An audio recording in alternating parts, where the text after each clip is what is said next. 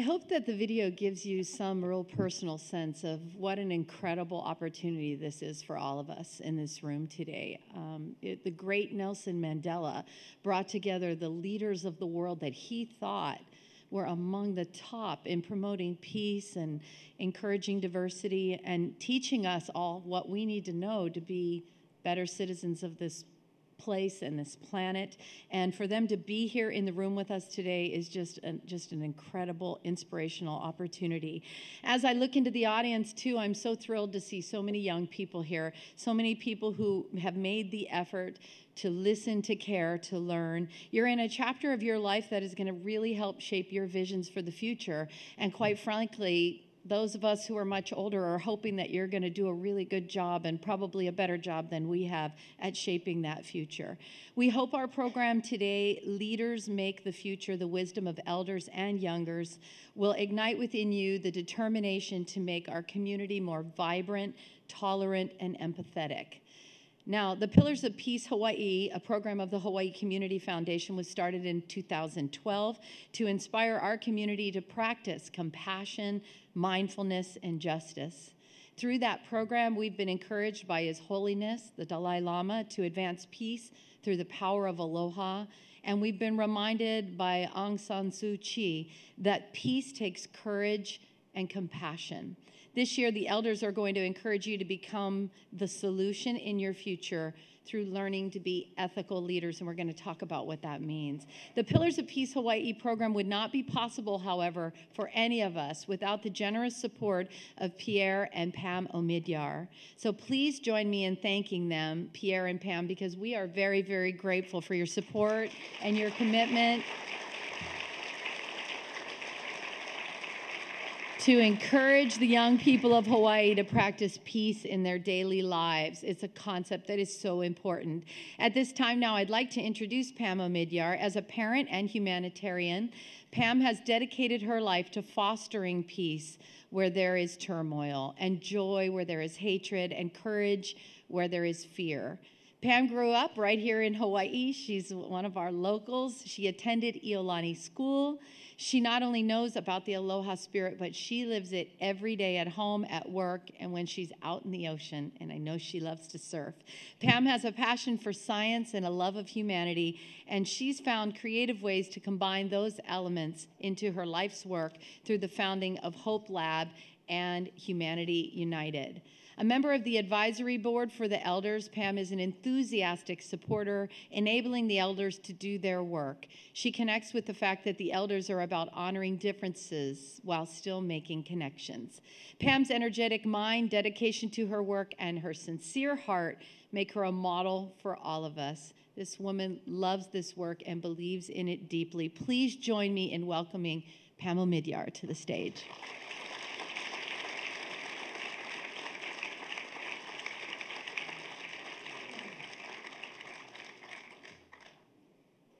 Aloha and welcome. Kim, thanks for that wonderful introduction. And I'm really looking forward to our conversation this morning. And I really thank you all for being here. I'd also like to thank the Hawaii Community Foundation for their hard work and most generous support of the Pillars of Peace initiative.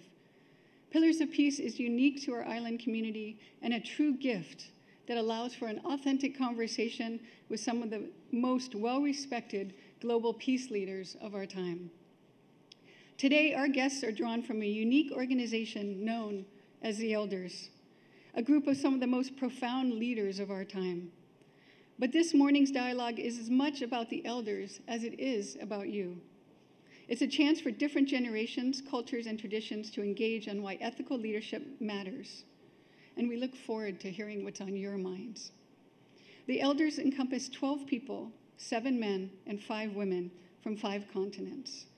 And you saw from the video several of those elders that are not here with us today, including Mary Robinson, former President of Ireland, President Jimmy Carter of the US, and Ela Bhatt of India. I'd also like to mention that Aung San Suu Kyi, who was our Pillars of Peace guest as well, that the elders kept an empty chair for her during their meetings when she was under house arrest, and they helped champion her cause. Now, I'm drawn to the vision of the elders based on Hawaii's own deep history. Our kupuna are respected and looked to for counsel in matters big and small. Their lifetime of experience helps shape their point of view and provides guidance to those who follow. The elders group was formed upon a similar concept. Based on a tradition that has existed for millennia, elders are known for listening patiently and respectfully offering their immense collective wisdom towards solutions and transformative positive change. Sadly, as the world becomes more interconnected and hyper-informative, it feels as if the need for elder wisdom is slowly eroding. The elders work on a global level to remind us of the immense value of this wisdom. They embrace technology and harnessing our global connectivity to more broadly share their values and experiences with an ever-expanding worldwide audience. It is their hope and our responsibility to ensure that we avoid the pitfalls of the past and instead learn from our collective human experience. Like other Pillars of Peace leaders and global peacemakers, the elders share a common set of values: courage, integrity, equality, perseverance, and of course, a deep sense of compassion. The honor of serving as an elder is not one that's bestowed lightly. They are change makers and peace builders who have truly altered the course of history for the better through their actions.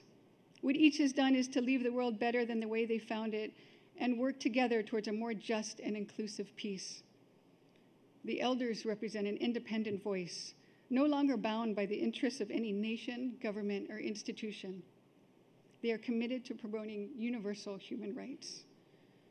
Their mission is so far-reaching and seeks to solve some of the world's most intractable problems, from launching a campaign to end child marriage and empower young girls and women, to working actively with Iran to encourage them to be a stabilizing force in the region, to standing together in a call to reverse the course of climate change and hold worldwide leaders accountable. The elders are involved in significant global conversations.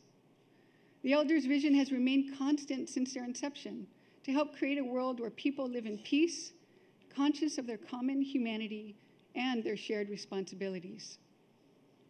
It was a direct call from Nelson Mandela in the first days of the formation of the elders, which brings our guests here today.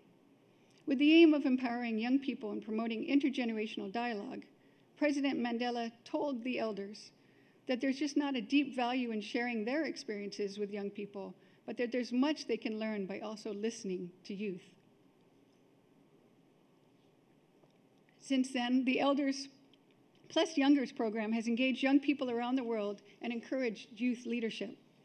Today's conversations about leaders making the future, the wisdom of elders and youngers, continues that dialogue. And today, you are joining that conversation and that movement. For the students here, I know this is your day off from school, but I encourage you to be curious about what you hear today and listen with open hearts. I hope you will think about who in your own life has wisdom from which you might benefit. Seek out those people and ask some questions and learn from their experiences and develop your own meaning and purpose in this world. Your generation is the largest youth generation in the history of the world. Every generation says it will fix the mistakes of the prior generations. But let's instead say that we will work together across generations and cultures to make the changes necessary for all people and our planet to thrive. Now, it's an honor to introduce our guests today. Each has inspired change in wonderfully epic ways. Our first elder is Prime Minister Gro Harlem Brundtland. In 1981, Prime Minister Brundtland became Norway's first female prime minister and also the country's youngest at age 41. Her wide-ranging passions, from being a Harvard-trained physician to a champion for women's rights to her deep concern for environmental protection, led her to become one of the country's most revered leaders. Prime Minister Brundtland has been on the forefront of major issues long before they were on the public's radar or on a politician's desk.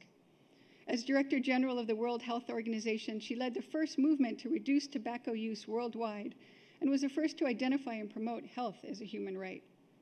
She established and chaired the World Commission on Environment and Development, where she helped first define the concept of sustainable development and make it a commonplace notion. She continued that pioneering work as a UN Special Envoy on climate change. And as a peace builder, the Prime Minister encouraged reconciliation in countries around the world. One of the first to broker an Israeli-Palestinian agreement, it was her quiet diplomatic efforts that led to the breakthrough of the Oslo Peace Accord. Another elder with us today, Ms. Hina Jalani, is an incredible force for good in the field of human rights. Nearly 4 decades ago, she founded Pakistan's first all-women law firm and went on to win landmark cases that have set new standards for human rights, particularly for women, children, minorities, and prisoners. Her deep resolve for justice and democracy and equality have guided her career. She has shaped her country in important ways. It was through her work that the first child labor laws were mandated in Pakistan. And as women were fleeing abusive marriages, child marriages, and honor killings, she founded a shelter providing legal counsel and support and started Pakistan's first legal aid center. She founded the Human Rights Commission of Pakistan, an independent body to monitor human rights abuses and change public opinion. Ms. Jalani became the first special representative of the United Nations Secretary General on human rights defenders, where her work empowered and protected people worldwide. And in 1992, she was appointed Advocate of the Supreme Court of Pakistan. Twice she's been appointed by the UN to serve on fact-finding missions to Darfur and Gaza. And while it's correct to say she embodies the truth that one person can make a difference in the world, she does not work alone. Ms. Jalani's leadership was stewarded by people who came before her, and she's also helped convene others and build systems to improve human rights across Southeast Asia and globally. Our last elder needs little introduction. Archbishop Desmond Tutu is one of the most loved and respected peacemakers of our time.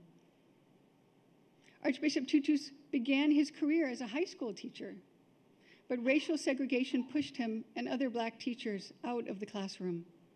He turned to the Christian ministry and also worked tirelessly to end apartheid in South Africa. He was awarded a Nobel Peace Prize and was asked by President Mandela to chair South Africa's Truth and Reconciliation Commission. Since then, he has traveled the world to help many countries engage in a constructive conflict resolution process. He's also written many books on the power of forgiveness, restorative justice, and love, so that we may help heal and work towards conflict prevention in the future. In 2007, Nelson Mandela asked Archbishop Tutu to help form and to chair the elders, a post he held till last year. The Archbishop is now an honorary elder, so we are especially delighted he's here with us today. But I think it's because he loves Hawaii and his fellow elders so much. He is regarded as a moral compass for all. All of the elders are personal heroes to me, but none more than Arch. I have yet to be with him, listening to him speak, where I have not been moved to tears, burst into laughter, and filled with hope, and all within a few minutes. Lastly, we are joined by our moderator, James Kapai Ali'i Scott. Most of you know Jim from his role as president of Punahou School. What you may not know is Jim's lifelong passion for excellence in education. After graduating from Punahou, he went on to earn an undergraduate degree from Stanford, a master's degree from the University of San Francisco, and a doctorate from Harvard. Jim remains a sought-after speaker and leader throughout the country. In his time at Punahou, the school has made notable milestones, including a deep commitment to increasing access to education through financial aid. He launched the Student Global Leadership Institute to build an international group of student leaders committed to positive social change. Jim also loves racquetball and playing the ukulele, and as a dad, he's an expert carpooler for kids' activities. Jim is a most fitting leader to guide our conversation today. Please join me in giving them an aloha-filled welcome as they take the stage.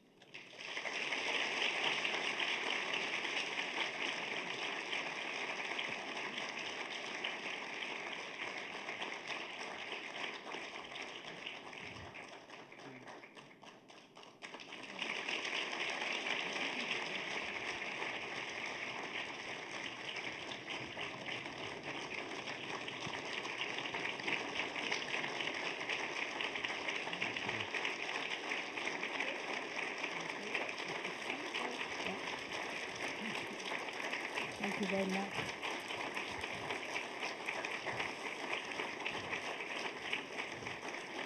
It's a bit cool in here. Ah. Thank you. Thank you.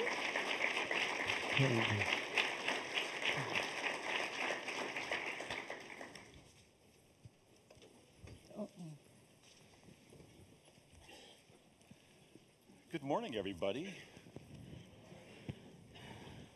It's been just a thrill for me to be backstage with these three, having my own time with them. So as a school leader, it's absolutely thrilling and inspiring for me to connect a generation of elders, global leaders, with the future generation of leaders.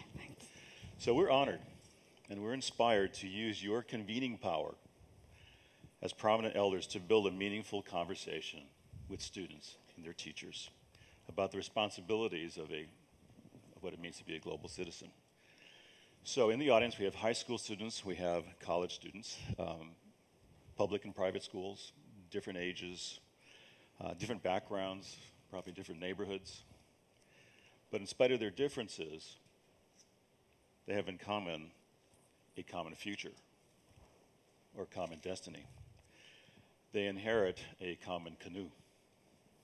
And they are vitally interested in creating a peaceful world filled with aloha. So this morning, they seek your advice.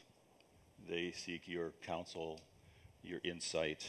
And their questions, as I looked at their questions, it provides a framework that you might think about as you touch on these things during our conversation. So here are some of the overarching themes that are on their mind. How can I live a meaningful life? I'm a student. I'm still in school. What can I do? How is the world changing? And what can I do to prepare myself while I'm in school for that changing world?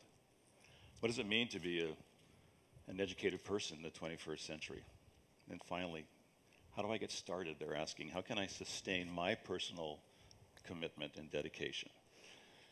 So let's get started. It's so great to have you here. So here's I'm going to give our audience a little bit of a context, a reference point, a perspective. Just wanted to have you tell us about your early personal journey. Those seminal moments growing up, specific event that maybe led to your activism. And maybe something to think about is what were you doing when you were 20 years old? Prime Minister, you want to get started? Well, when I was 20, I was a medical student in the third year. We start at 18. But I was not only a student, I was also active in the policy world by being a young social democrat, together with others, making student bodies for social democratic values and policies. So I was already, taking a stand and having opinions and working with others to pursue certain goals. Yeah. Archbishop? Yes, I'm trying to remember that far back.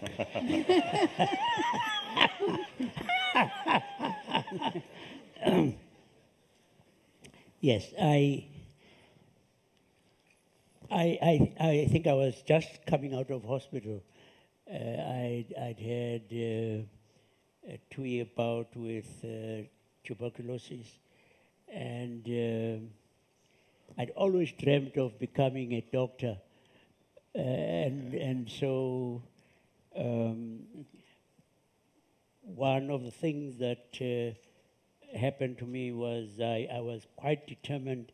I wanted to find a cure for this awful disease, and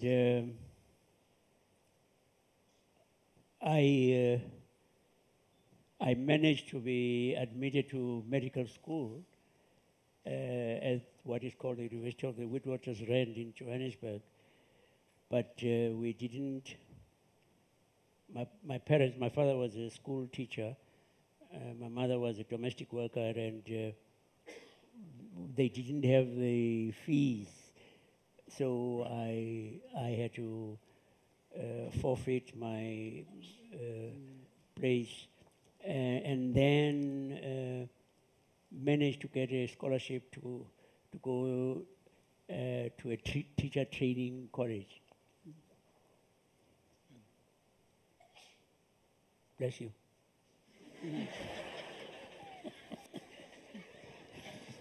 Ms. Gilani. Yeah, well, like Archbishop Tutu, it's difficult to remember that far back. But now that you've got me thinking, when I was 20, I had already led a students' rally against a military dictator. Of course, I got rusticated from college for doing that. But I come from a background where politics was always a part of our life. My father was an opposition politician fighting against military rule in my country and very frequently was arrested. So all through my childhood, there were very few times that he was at home. Most of the time he was in jail.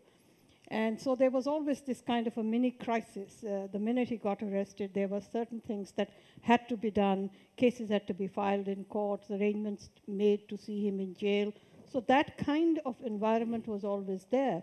I didn't consciously think that I myself would step into that kind of a role any time in my life.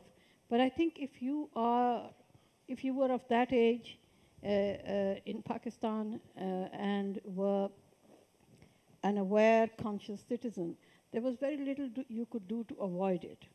And because I went into a profession, I'm a lawyer, it became very kind of logical to step into the area of human rights and the protection and promotion of human rights.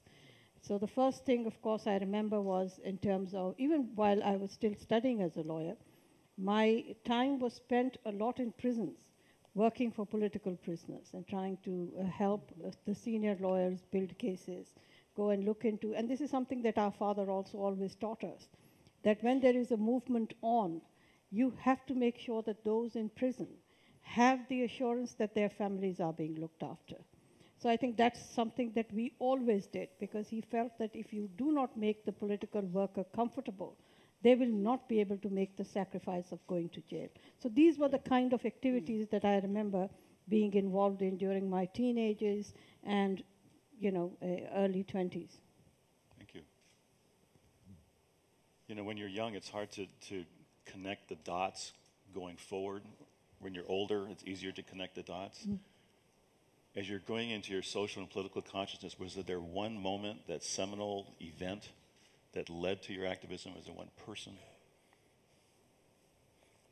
In my case, I cannot say, because both my parents were,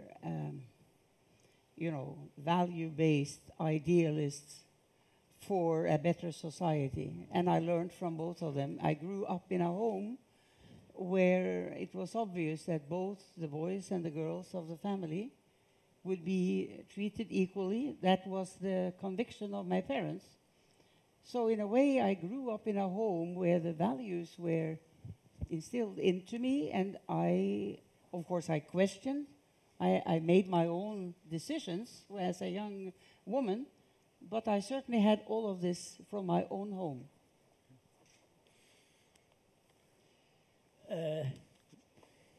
I ended up having qualified as a teacher, and I went to teach high school. I taught English and history.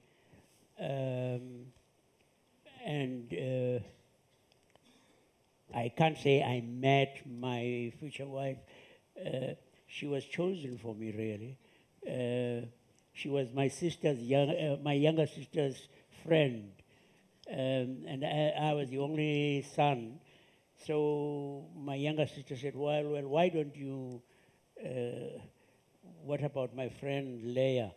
and so I gather I was very unromantic in my proposal to her, because I said to her, I didn't even say, well, I love you. I said, my parents want me to get married.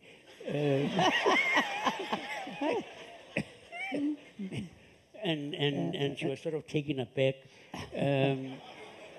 But then she left, and later on wrote me a letter to say, well,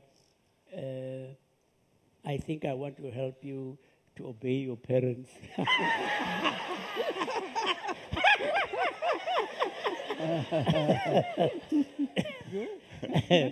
But so both of us were teaching. She was teaching in an elementary school. And then the apartheid government introduced something called Bantu education, which was quite, it was deliberate, inferior. They didn't make any points about it. I mean, Dr. Verwoerd, who was then Minister of Bantu Affairs, said, what's the point of teaching blacks mathematics and science? You've got to teach them just enough English and Afrikaans so that they can understand instructions given to them by their white masters and mistresses. And both Leah and I said, no, thank you. We really don't want to be part of this travesty. I didn't have very many choices, so I thought maybe, I might become a priest. Unfortunately for me, the Bishop of Johannesburg then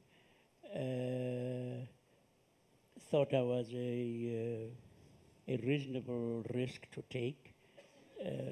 And yes, one thing led to another. And both of us resigned from teaching, and Leah went to train as a nurse. And eventually I ended up at Theological College. Okay. Lots of questions about leadership out there and how you become a leader. Was leadership thrust upon you? Did you seek it?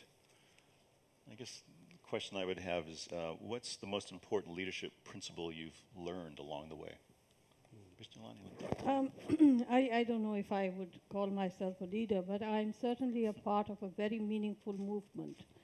And I think one of the things that struck me at a very early age was that the kind of work that I and others who wanted to contribute to a better life in my country, we felt that we couldn't go into isolation.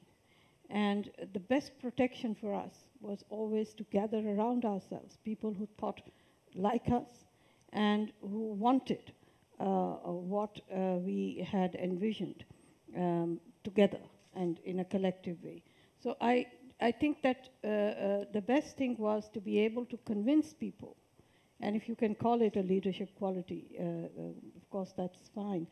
But what I learned was to be able to first convince myself that what I was thinking and my vision was not only true, but it was a vision which was for the collective good. And then to be able to convince others that this is something worthwhile and it is worth taking the time, the energy, and taking something out of your personal lives and putting that in the second kind of place to be able to go forward with these movements. I think this was really something that I felt was important in anybody who was trying to build movements and to sustain them. So in your example, it's the power of persuasion. Yes. That's good.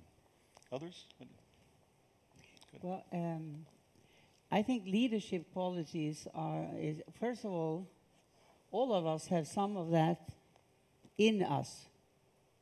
You know, we're all born with certain qualities, certain potential, and the question is to find out where your own inspiration comes from and what, in fact, you can do to contribute. Because normally, whatever you choose to do, you learn from the choice you made, you learn from others, you work with others, and you find out what makes you tick. What is the passion that, due to your commitments and your own convictions, that you feel are important from your perspective and that you want to give priority. Now, normally then, as you move on in life, and as you go from being a child thinking in those terms and then into student years and further on, you all the time gather new knowledge and insight from others, and you help inspire others. So, as I listened to Hina yesterday, Hina said, even in a stronger way, I'm not sure I'm a leader, when she was asked. But certainly you can hear when you listen to Hina, she is a leader. She is born in that way, and she has created the kind of life that makes her a leader. Now, when you start thinking, how can I convince others? I mean, why would you like to convince others? Because you believe in something strongly. And you want to have those values or those goals shared with others so that things can move in the right direction. When you start thinking, how can I convince others on something that has to do not with convince to give you money or to support you. I'm talking in a broader sense about things that have value for society or for improving life for other people. Then you have leadership qualities and you develop them. Can I ask you, did you give them a preview of the questions? They answer so eloquently. There was no cheating. I think They weren't handed the script. let me just say.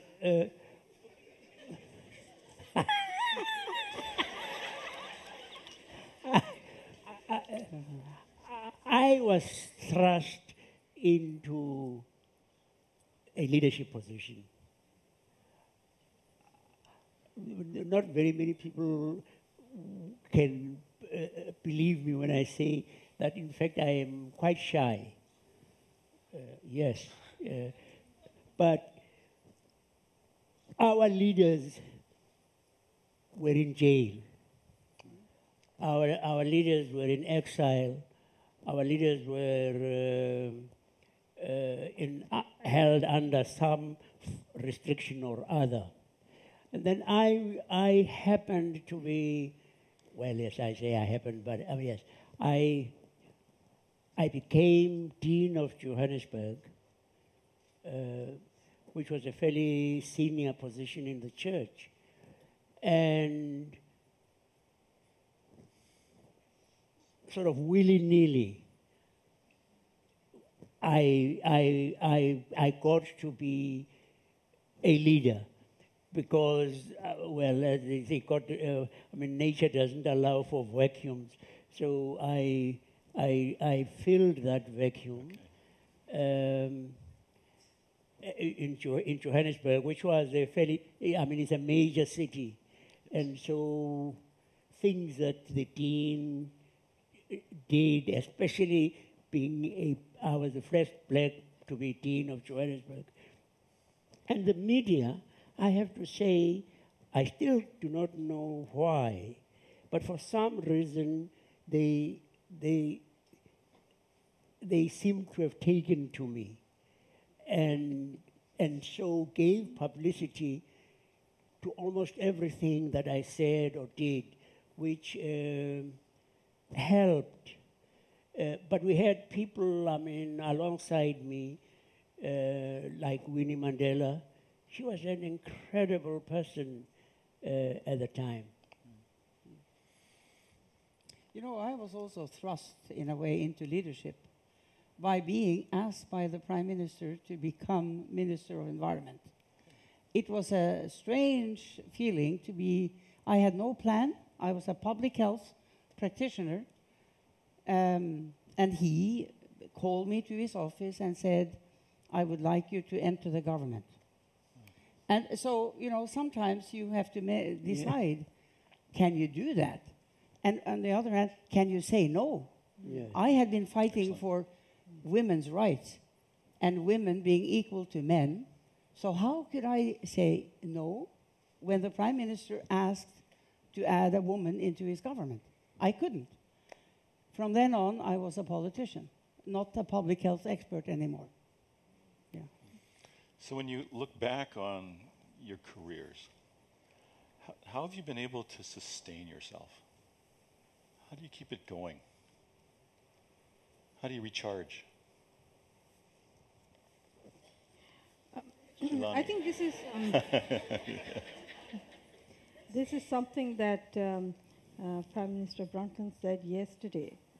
Support makes a lot of difference. And what encourages you to go on is to look behind and see that there are many people who think like you.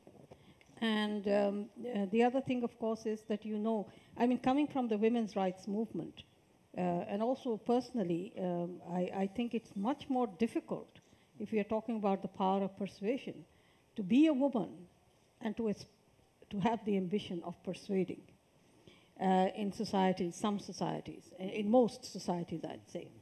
But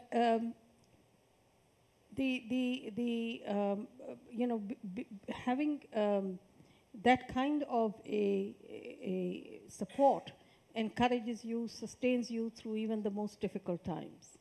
The second thing is that you know very well that you're going against the tide. And there is always a temptation to rest. And sometimes we do, and I've learned it from my experience, that you rest too soon. Because if you're going against the tide, you're likely to be kind of swept back when you stop making the effort. And we've had that. We've rested too soon and been swept back. Many times I've seen that. So I think this, for one thing, gives you the energy to go on. And secondly, then the support that you need to sustain yourself, even in adverse times. Other comments? Well, I think, you feel that what you are trying to do together with others makes a difference. And you know that if you, as Hina said, if you kind of stop, you cannot move forward. And so you have your passion gets increased and kept, sustained, as you said, by seeing that what you're doing in fact makes a difference. And that can contain you, sustain you for decades until you are 75 and more. I'm slightly different. What I mean. Not what you are thinking. I have been sustained by very, very many people around the world.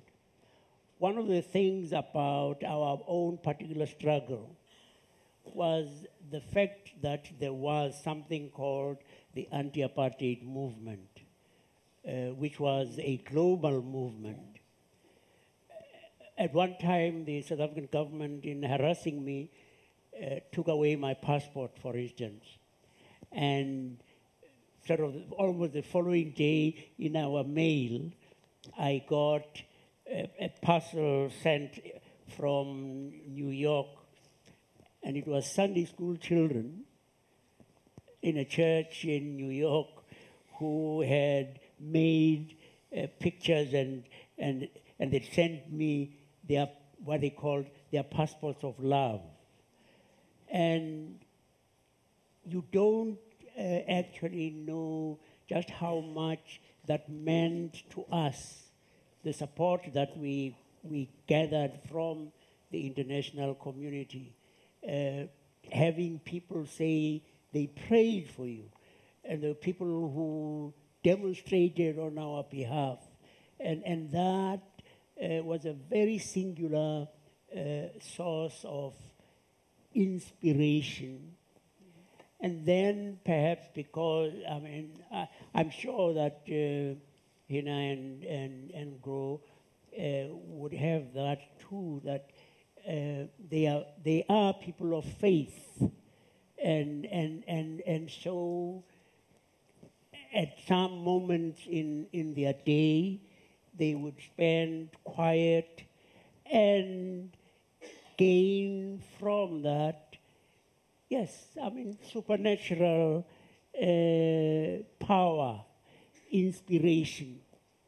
And it is for real. It is for real. And I want to assure you that it is a fantastic thing to realize that when you are a crowd, and you stand out in a crowd because they say you are the leader. Do you know what? You're standing out only because you are being carried on the shoulders of others. I mean, if I calling for sanctions as I did and for divestment in South Africa, if the people, so-called the ordinary people, had repudiated me, I would have been nothing. But it was that those people, the masses that were often treated with disdain, where they were the real McCoy, you know. They were the ones who, if I hadn't got them, I would be just a clanging cymbal. Wow. Thank you. One of the people in the audience in preparing for today wants to actually have you address a current case study, given your perspective and your insight. If you could intervene in the Israeli-Gaza conflict to restore peace in the region, what would you do? What would be your strategy? Let's start with the Prime Minister, the politician. You know, back in 1992 already, which is now more than 20 years,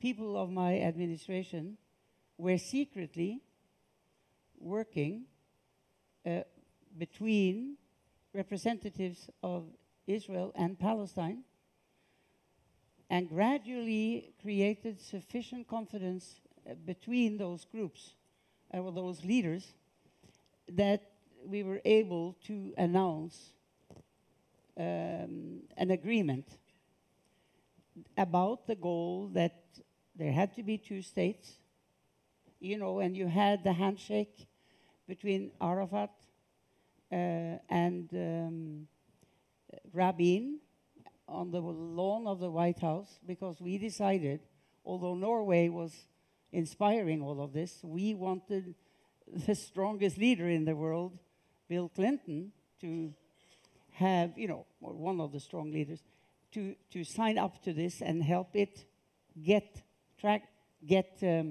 impact. Now, this, of course, now is 22 years ago, and we are seeing the tragedy of what has not happened. They have not moved towards a two-state solution.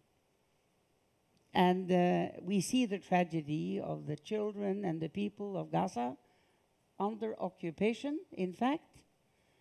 And the world community has not been able, in any, effective way, to create the conditions that the two parties are able to agree. I mean, we saw Foreign Minister Kerry now pushing hard in a kind of, trying again for I don't know what number of times to get a peace treaty between the two parties. And now thousands of people have been killed and so on.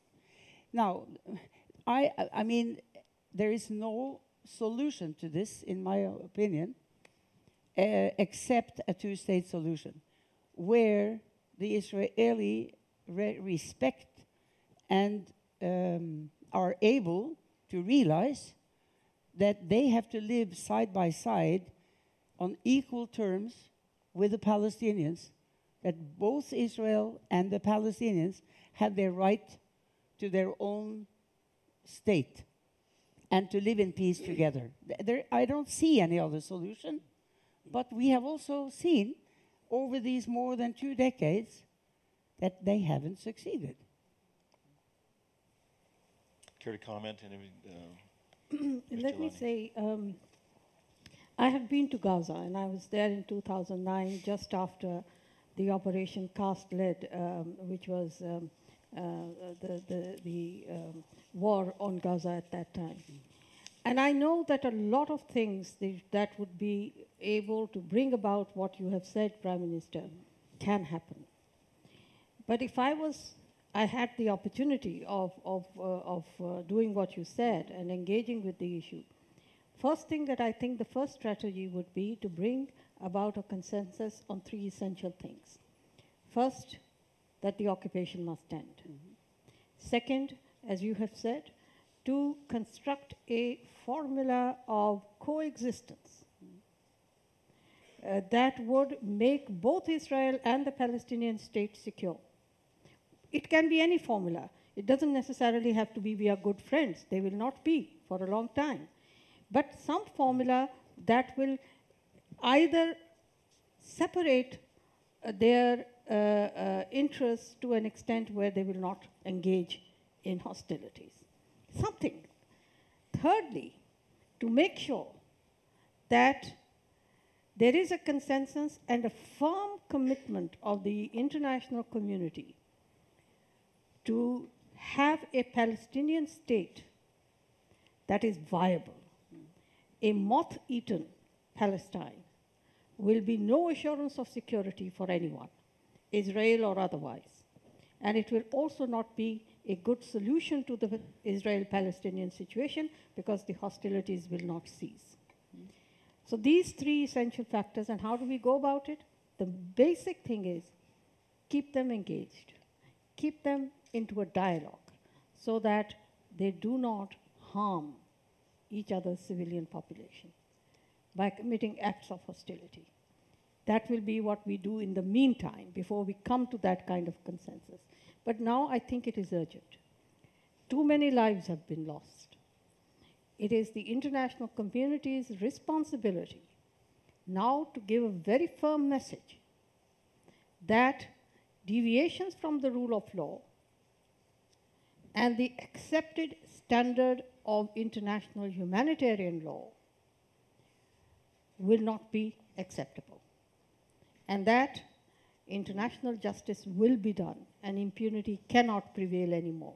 For that, we have to make sure that wherever these deviations are found and there is a conclusion that they have happened, the international accountability mechanisms must be brought into action.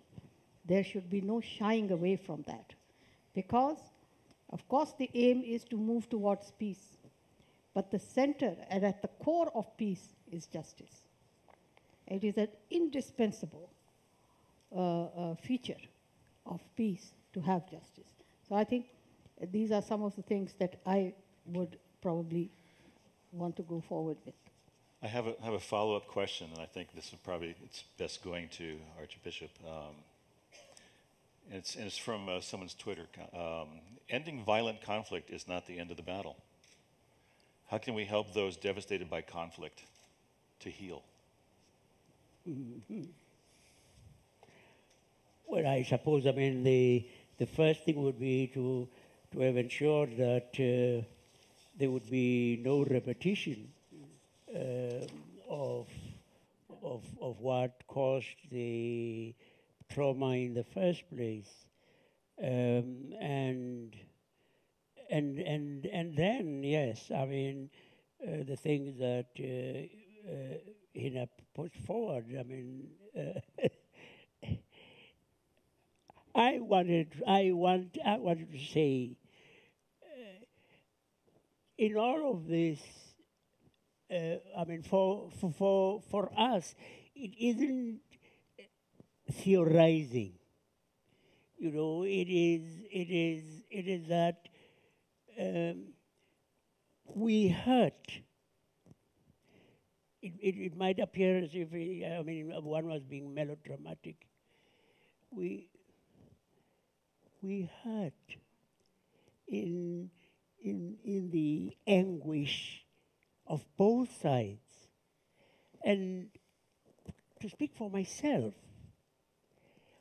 my deepest anguish is what the Israelis are doing to themselves in what is happening. At home, about 2 or 3 weeks ago, there was one of the largest demonstrations. I've not seen anything like it in South Africa before. There must have been about 100,000 people, whatever. But I mean, it was a massive, and I was asked to, as it was, send them off with a prayer. But before I prayed, I reminded the people. I said, you know, when we were struggling against apartheid, we were against injustice. We were against oppression. We were against all of that evil. But we were not anti-white. It is important as you set out on this demonstration to say that you are anti-oppression, anti-injustice, anti-occupation, but you're not anti-Jew. And when I said that, a number of hands went up, and because I said, because in this demonstration there are many Jews, and the hands went up. It is quite important. It is absolutely crucial. And you know, I mean, we know that there are those people that were in Tel Aviv. I gather there were about 10,000 who demonstrated there. It is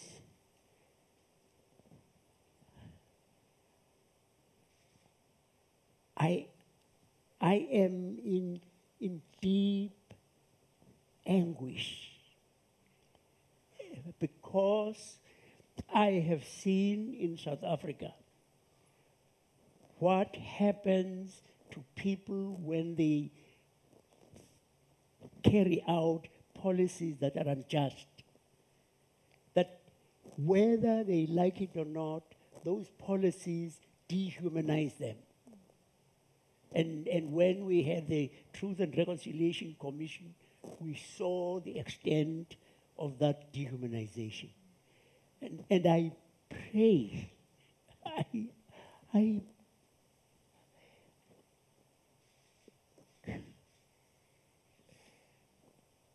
God, will you please hear us? Please know that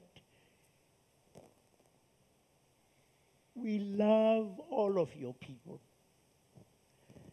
and pray that the Israelis should not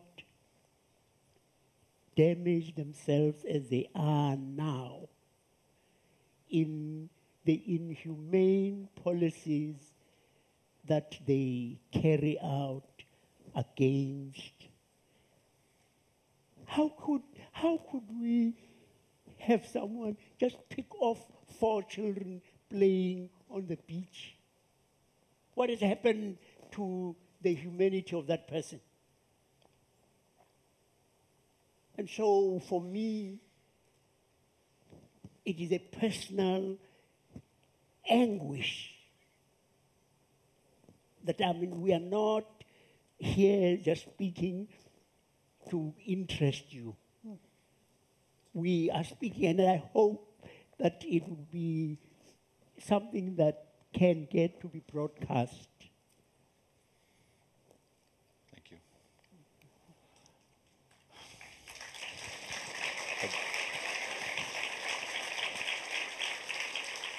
You know, in the time we have left, we just want to move to as many questions as we can from the audience. Actually, here's one for the Prime Minister. What's the biggest challenge you faced? And what can the United States learn from Norway? Wow. The biggest challenge I faced, what was that? It's series of challenges, you know. But in the beginning, when I was this young environment minister, I remember coming to a meeting of industrial leaders across the country with 3 of my male colleagues in government. They had their yearly conference. And I came in, I was only a few weeks into office. I came into this large conference room, and I then realized I was the only woman among 200 people, except for one secretary of the CEO of the present, where we were, of that industrial plant. She was at the back of the room taking notes. I realized, that a society like Norway, this was 1974, had the men dominating the society by being the leaders of the business community completely. So it was a kind of revelation to me to see it in physical terms like this, even in my country. So the challenge was, how do I help overcome this inequality and difference between men and women? So that's part of what I've been doing the rest of my life, in my country and internationally, where with elders now, we have picked child marriage as one important global challenge. It was not on the radar screen. It was not talked about, really, 4 years ago when we really started taking that issue on and speaking out about it. What is it that when you have a child, maybe 8, 10, or 12 years old, her destiny is decided by the society, by her parents, by the culture, by the tradition. Her life is determined. She's forced to marry before she's even mature. Now, this is going on now in the world. Many places, many more places than what people are aware. Yes. But there are so many of these kinds of issues. So it's not one challenge. There are several. Yeah. And what can we learn from Norway? Well, you can learn that it is possible through political action, activism, policies, democracy, to move things in the right direction. Today, the fathers in Norway are not only, pushing what do you call it? Prem. Yeah, the prams. In my time, my husband pushed the pram. He was exceptional when we had small children in 61, 63, and onward. He was nearly alone doing that. Today, not only do they all push the pram, but they stay home for months taking care of their children because of the rules we have made of society. Parental leave is not Can I just only for mothers. Parental leave is also for fathers. And if they don't take the parental leave, then the family will not get those months. Wow. You can make these kinds of policy decisions and change society by changing the rules of society.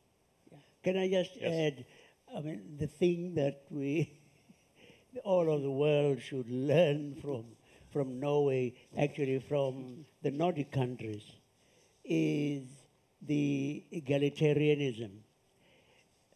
You don't see a beggar on the streets in Norway or Denmark or if they've got very high taxation, yes, but you see the benefits. Somebody gets ill, they get the best treatment you could provide. Children want to go to school. They go to school. You go to school from kindergarten to university, and it's free. Well, your parents paid for it through the taxation, but there are no, these incredible differences, disparities in society. In our country already now, the gap between the rich and the poor is the worst in the world. May I also add Sure. something? I think what is very important to know, especially about Norway, and I speak from my experience of Norway as a donor country, it goes much deeper than just responsibility for their citizens. I think in their international relations, there is a very distinct impression that you get that there is respect for the human person and for the dignity of those they try to help. I have never seen any kind of aid coming from Norway that has any kind of strings attached. And it becomes so easier, therefore, so much easier for civil society actors to become recipients of that support and their financial partnership. Because as independent people, having nothing else to show in our lives, just our own integrity and independence, we at least can very freely enjoy the benefit of that financial cooperation, which is a part of our human rights standards. You know that both the International Covenant on Civil and Political Rights and the one on social and economic rights says that governments must benefit from financial cooperation in bringing development and welfare to their people. What applies to governments also applies to civil society if the objective is the same, the development and welfare of the people. So this I can say very clearly about Norway and other Nordic countries, that we do not have any hesitation in accepting that financial cooperation with them. With the US, you know, there are many countries, many NGOs and civil society people in third world countries, in developing countries, who do not take as a principle USAID financial support. For this very reason, transparency and lack of respect for independence and autonomy of human rights movements and human rights organizations. In addition to this question, you know, Norway and Sweden, Denmark, more or less also, 1% of GDP. That's a lot of money. And it's 7 times, 10 times more than what the US does per person, per GDP. So again, you know, to look at all the challenges of the world, you need to be supporting in a real way and on the principles that Hina just mentioned, the world going forward on human rights, fighting environmental problems, overcoming climate. You need to really show that kind of solidarity, that you share your own resource base with the world in a systematic manner and at a level that is decent. Excellent. Yeah. You know, before we bring it back to their future, we have one more question that came through Twitter. It's this. What do you believe to be the greatest impediment to peace? Egoism. People thinking about themselves. Looking at, not looking at the whole, but looking at being competitive with others. That's just a source of lack of peace, I think. You know, if you look at it from an ethical point of view. I wonder, though, I agree. I agree. You've got to be very careful not to agree with the women.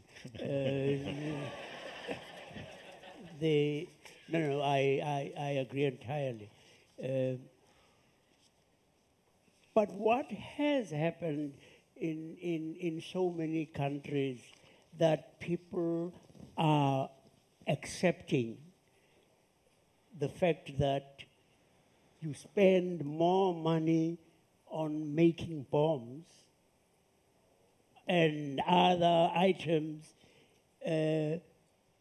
which are going to be used to kill people, to maim people. We spend more on that than willing to spend. I mean, we hear of a child over there dying because she didn't have clean water. What has happened to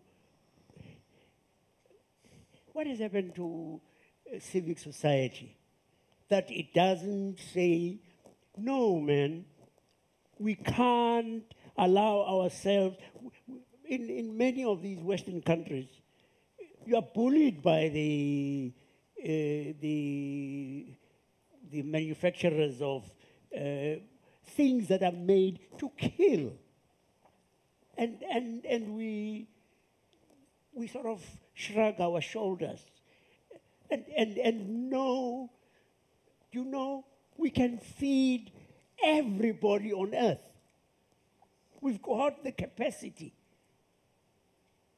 You young people, for goodness sake, get out there and say you want to change the ethos of your societies, that you are not going to be bullied by the manufacturers of bombs. Can you think that a few years ago, this country dropped 2 atom bombs, and the destruction that happened?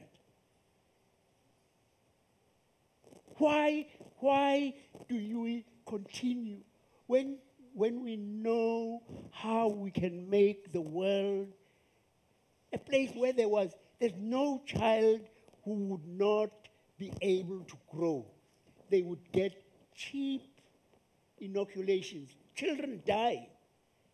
Do you know how many children die? 20,000 per, I don't know, something. Horrendous. You ought not to say, you ought not to be allowing this to happen. You ought to say, no, no, no, no, no, not in my name. Not in my name. It is abominable. It's unconscionable that children die because they don't have clean water. Children die because they can't afford cheap inoculations against smallpox or whatever. And here we are investing in many of the industrialized countries billions. I would hope you will leave from here and say you are going to do all you can. Where are you? It's very dark. Ms. Jelani, would you like to add to that? Impediments to peace? Anything you want to add before we... I think apart from what has already been said, I think the notion of sovereignty, or let us say a misconceived notion of sovereignty, is sometimes the biggest impediment to peace. And that I'm saying because of the different regions that we see in the world where a conflict of interest is not resolved by surrendering a part of that sovereignty for global peace and security and global welfare. And I will give you the example from my part of the world, for instance. Governments have been very adamant on the notion of sovereignty when they have come before international scrutiny for violation of the rights of their people. Now let me say this. Sovereignty, neither states nor governments are sovereign. People are sovereign. And if you claim sovereignty as a means of avoiding international scrutiny for violating the rights of the same people in whose name you claim sovereignty, I think that's a misconceived notion of sovereignty. Absolutely. Thank you. You know, we have one question, one last one that I want you each to respond to, and it has to do with your parting advice to students, high school and college students. You, by virtue of your positions, you have a chance to travel the world speaking to young people. And you see what they have in common. And I just wanted to give you a chance to give your parting advice to this group of students? Well, I mean, I can just say that yeah, you've talked about challenges, you've talked about difficulties we've had in our lives, but let me also say that we've had many, many positive things. I have seen many positive changes, even in the difficult struggles that I wage for women's rights, the rights of minority people, etc. Just to give you one example, for instance, many years ago, we started a struggle against certain laws that were discriminatory against women. And people used to make fun of me, saying that you've been standing with a placard for 25 years on the sidewalks, down with such and such a law. Yes, I did stand there for 25 years. We didn't get the laws changed till 25 years elapsed. We got it changed eventually. But in those 25 years, what we succeeded in doing was making visible women as a force to contend with. None of the political parties in my country, from the day that we started this campaign, could ignore women's rights. Those political parties who never spoke about women's rights, every political party manifesto in every election has a women's rights program. So that's a big achievement. I remember a case that I did. Many years ago, when I became aware of a policy that women had to score higher marks in the pre-qualifying exams for medical schools to be able to get the admission there than men, I fought that case. It went right up to the Supreme Court of Pakistan. We got a judgment that today is a precedent, which is quoted every day in courts to get the right of equality, not just for women, but for everyone else as well. So I think there are many, many positive and good experiences that we have, and that's what sustains us. These are achievements which are significant. Parting word of advice to this young audience, Prime Minister? Well, I mean, it's nice to be here in Hawaii and knowing that you have this aloha. It's one thing, but you know, it's an expression that carries a lot of wisdom in it, but also the fact that people here, historical reasons and others, are mixed. They are not, ethnic majorities. It's all different kinds of backgrounds and cultures all together. So you are, in a way, a small world in itself, which means that looking across the oceans and looking across the whole of the world, you have every reason to be confident that you can see humanity as a whole, because you have a small piece of it, even here on the island, together, and you can reach out and look at all the global issues that more and more in your lifetime will be obvious. Fighting climate change to avoid next generations to have a problem that we should have solved in our time. So those are, and look at the beautiful islands. You already have consequences of environmental and climate change that you can see with your own eyes. Sea level rise, changes of water patterns, many issues that already are here, showing what's happening to the world at large. Good thoughts. Archbishop Tutu, you have the last word. Yeah, I'm very smart about that. Yeah. I want to say to you, I want to say to you, young people, one of the most wonderful things about yourselves is just how idealistic you are. I have traveled around the world 3 times on something called Semester at Sea. You may have heard of it.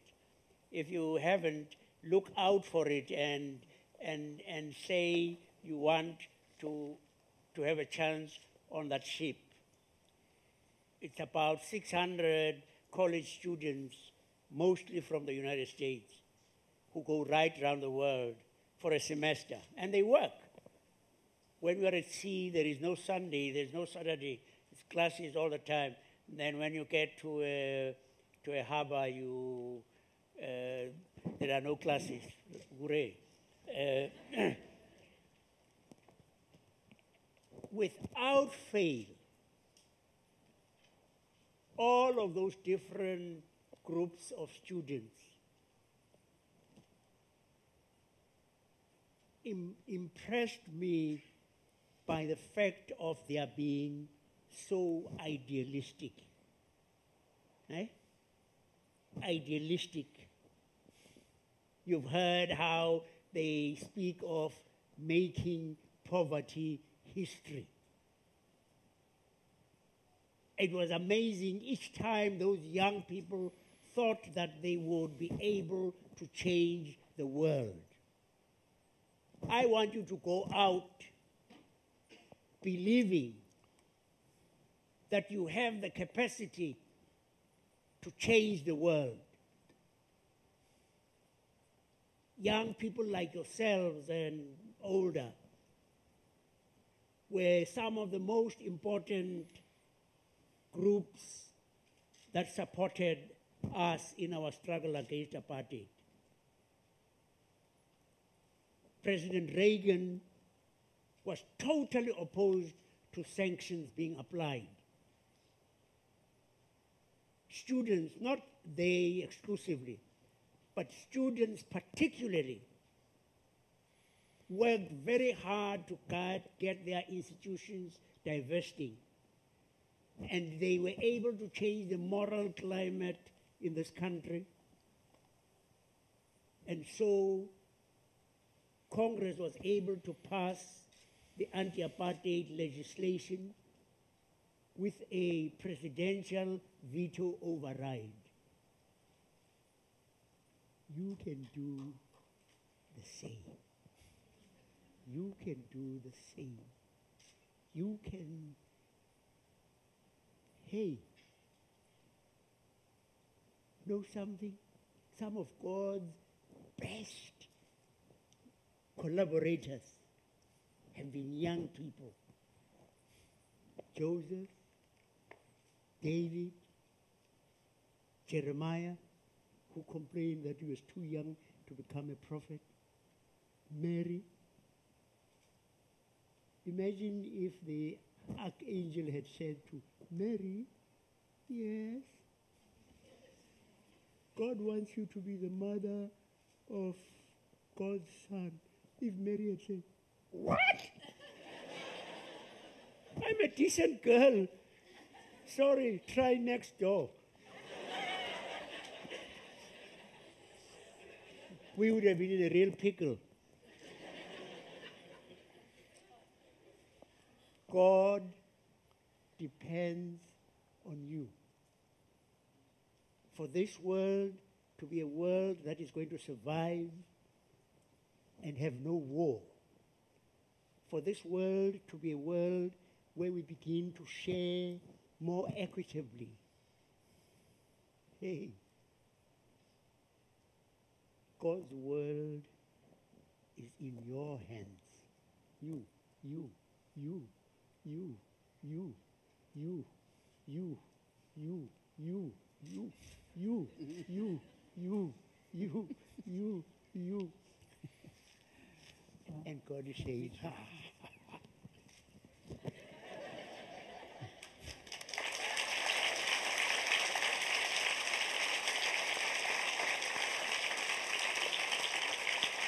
Yeah.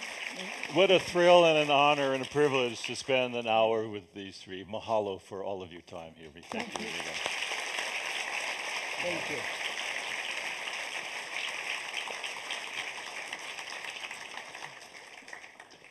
You have child dancers.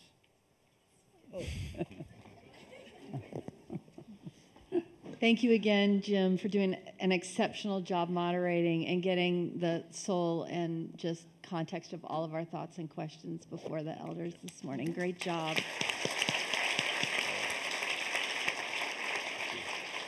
And we do have Keiki Hula coming, but before that, could you please join me in thanking again Prime Minister Gru Brundtland, Ms. Hina Jilani, and Archbishop Desmond Tutu.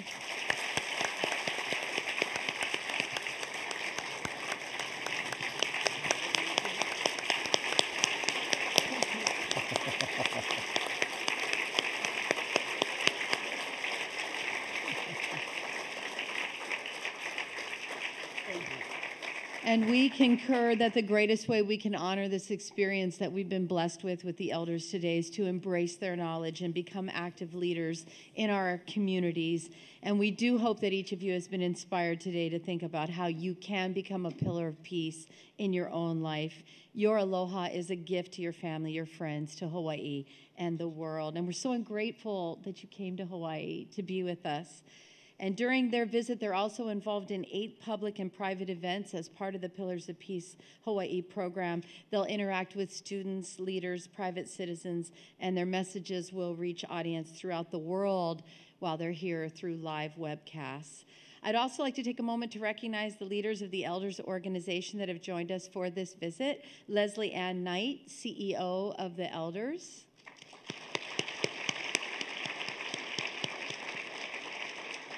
And Jennifer Woodside, Communications Director for the Elders. We will now close the program with hula to express our thanks and appreciation to the elders for sharing so much with us today. It'll be performed by Na Keiki o Halau Hula Olana, the children's performing group of the School of Living Hula. They've been charming audiences in Hawaii for more than 2 decades. This company of dancers ranges in age from 6 to 13 years old, and they're trained and led by Olana Ai, Kumuhula and founder of the school. Please join me in welcoming Halau Hula Olana as they perform our closing number, Surround Me with Love.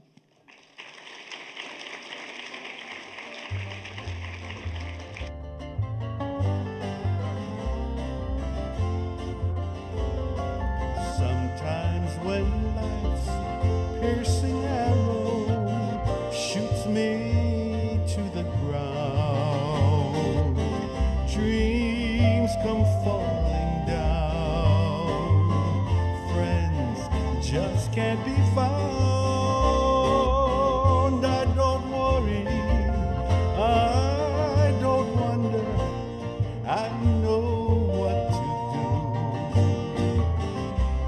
I don't go crazy, I just go for you. Surround me with love, I need you beside me.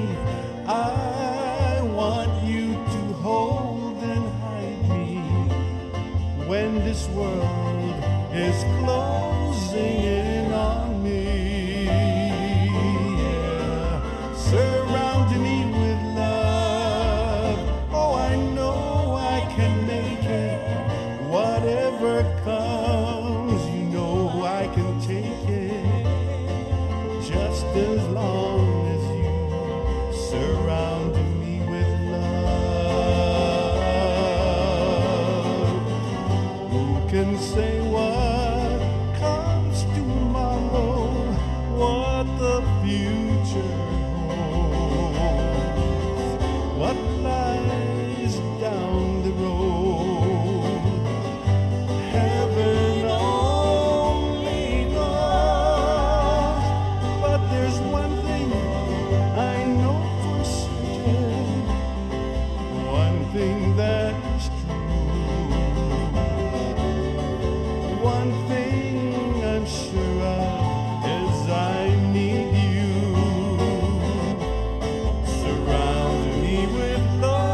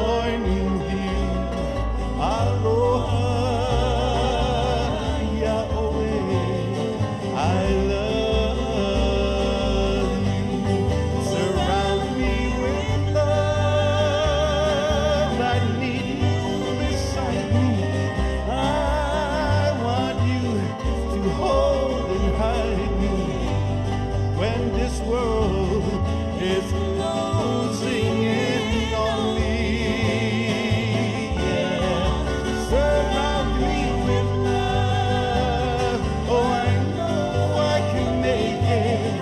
Whatever comes, you know I can take it. Just as long as you surround me with love. Just as long as you surround me with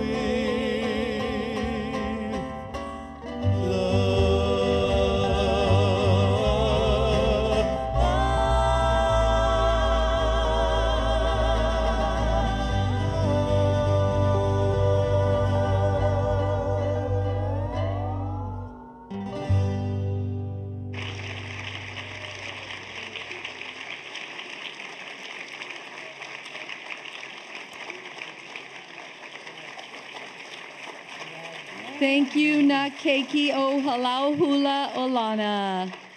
And thank you again to the elders and to you all for joining us for our Leaders Make the Future, the wisdom of the elders and the younger. We're just so glad to have you here. We hope you enjoyed this Pillars of Peace event.